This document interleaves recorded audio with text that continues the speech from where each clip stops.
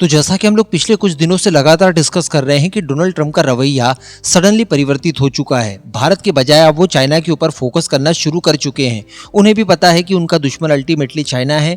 और भारत की बात की जाए तो भारत और अमेरिका का फ्यूचर हर कोई साथ में देखना चाहता है। और इसके इशारे के तौर पर हम लोगों ने ट्रंप के पिछले कुछ ट्वीट्स देखे, जहां पर वो पहले शुरुआत में केवल भारत को मेंशन किया करते थे, तो वहीं पर धीरे धीरे उन्होंने भारत और चाइना दोनों को मेंशन करना शुरू कर दिया। स्पेशली यहाँ पर यूरोपियन यूनियन के मामले में देखने के लिए मिला। उन्होंने यूरोप से स्पष्ट कहा कि आप भारत और चाइना दोनों के ऊपर टैरिफ्स लगाइए 50 से लेकर 100% तक के। लेकिन बाद में जो उनके ट्वीट्स और उनके वक्तव्य सुनने के लिए मिले, वहां पर भारत का नाम हटा दिया गया और अब वो केवल फोकस चाइना पर कर रहे हैं। स्पेशली जो उन्होंने नेटो देशों से कहा कि आप चाइना के ऊपर 50 से लेकर 100% तक के टैरिफ्स इंपोज कीजिए। अब इसको लेकर खबर ऐसी निकल कर आ रही है कि यूरोपियन यूनियन यहाँ पर ट्रंप की बात मानने के लिए तैयार नहीं है और उन्होंने इनकार कर दिया एक तरह से कि वो चाइना के ऊपर 50 से लेकर 100% तक के टैरिफ्स अमेरिका की भांति नहीं लगा सकते, क्योंकि इसका उल्टा इंपैक्ट देखने के लिए मिलेगा। कारण यह है कि अमेरिका के बाद यूरोप का दूसरा सबसे बड़ा ट्रेडिंग पार्टनर चाइना ही है। अगर वर्ष 2024 की बात की जाए तो 700 बिलियन यूरोस का इनके बीच में आपसी ट्रेड हुआ है। और अगर ये लोग ट्रेड वॉर शुरू कर देते हैं ट्रंप के कहने पर,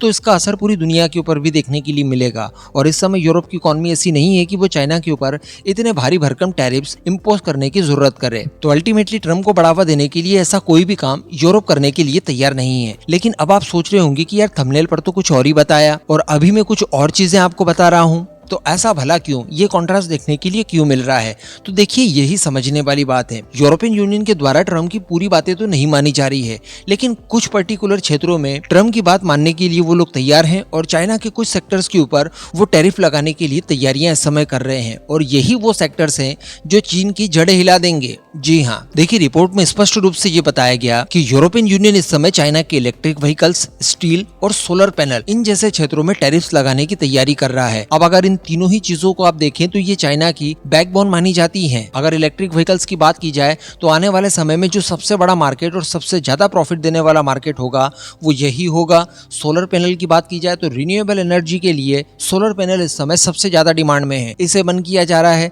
बाकी के इंफ्रास्ट्रक्चर के कामों के लिए स्टील की सबसे ज्यादा आवश्यकता पड़ती है।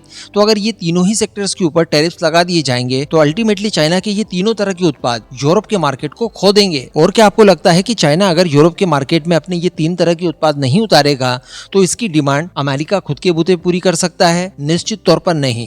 तो इसके लिए एकमात्र ऑप्शन उनके पास भारत बचेगा। जी हाँ, चलिए, अगर चाइना के हिस्से का मार्केट कुछ हद तक अमेरिका ने फुलफिल कर भी दिया तो जितना मार्केट बचेगा वो भारत के द्वारा फुलफिल किया जाएगा और इसके चलते भारत को वही सारा मुनाफा लेने का मौका मिलेगा जो कि अब तक चाइना ले रहा था। क्योंकि इस बात को हमें नहीं भूलना चाहिए कि जल्द ही भारत और यूरोपियन यूनियन के बीच में FTA साइन हो जाएगा। बताया जा रहा है कि इस साल के अंत तक हर हाल में भारत EU के बीच में FTA साइन होगा ही होगा। इस बात की सारी तैयारियां कर ली गई है।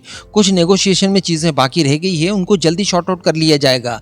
तो इस माध्यम से भारत को टैरिफ्स के फील्ड में ज्यादा राहत मिलेगी और उसका इस्तेमाल भारत अपनी जगह मजबूत करने के लिए करेगा। क्योंकि मैं आपको बता दूं कि चाइना केवल इलेक्ट्रिक व्हीकल से यूरोपियन यूनियन से पूरे $10 बिलियन अर्न करता है। और अगर बात की जाए स्टील की और सोलर पैनल्स की तो इन दोनों क्षेत्रों में टोटल मिलाकर $19.7 बिलियन अर्न करता है। तो अगर इन सब का टोटल कर लिया जाए तो $29.7 बिलियन का चाइना को नुकसान हो जाएगा अगर इन तीन सेक्टर्स में उसके ऊपर 50 से लेकर 100% तक के टैरिफ लग गए। तो अल्टीमेटली जब ट्रंप के टैरिफ शुरू हुए थे और उस शुरुआती दौर में मैं जिस तरह की बातें कर रहा था, लगभग उसी तरह की चीजें अब आपको यहाँ पर देखने के लिए मिल रही है कि ये जो ट्रंप के द्वारा भारत के ऊपर टैरिफ वगैरह लगाए जा रहे हैं, ये जो पूरा टैरिफ गेम खेला जा रहा है, अंततः इसमें फायदा भारत को ही देखने के लिए मिलेगा और उनका अल्टीमेट टारगेट चाइना ही है। अगर बात की जाए इस पूरे इरा की तो देखिए, भारत का तो केवल इतना नुकसान फिलहाल हुआ है शॉर्ट टर्म में कि उसके ऊपर 50% के टैरिफ लग गए हैं, जिसको लेकर हम लोग बातचीत अमेरिका के साथ कर रहे हैं।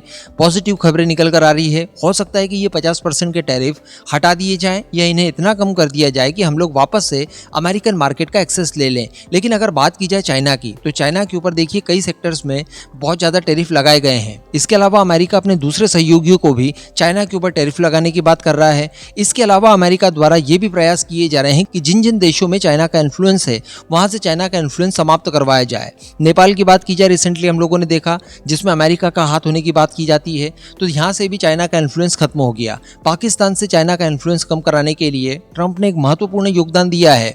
सीपेक जैसी परियोजना, जो कि इनकी फ्लैगशिप परियोजना थी और सबसे बड़ी परियोजना थी, उससे चाइना बाहर हो चुका है। वेनेजुएला, जिससे काफी बड़ी मात्रा में काफी कम दरों पर चाइना तेल इंपोर्ट किया करता था, उस वेनेजुएला के भी रास्ते बंद करने की तैयारियां इस समय डोनाल्ड ट्रंप कर रहे हैं। इसके अलावा चाइना ईरान से तेल खरीदता है सस्ते दरों पर, वहां पर भी भगदड़ का माहौल है। ठीक है, कुछ समय से ईरान को लेकर ज्यादा खबरें नहीं निकल कर आ रही है, लेकिन सेकेंड राउंड कभी भी शुरू हो सकता है और चाइना की एंट्री ईरान में भी मन की जा सकती है। तो वैसे पूरी पिक्चर सामने आने में तो काफी समय लगेगा, लेकिन आज जिस तरह के संकेत देखने के लिए मिल रहे हैं, ये भारत के लिए अगर चश्मा बदलकर हम लोग देखें तो बिल्कुल पॉजिटिव दिखाई दे रहे हैं।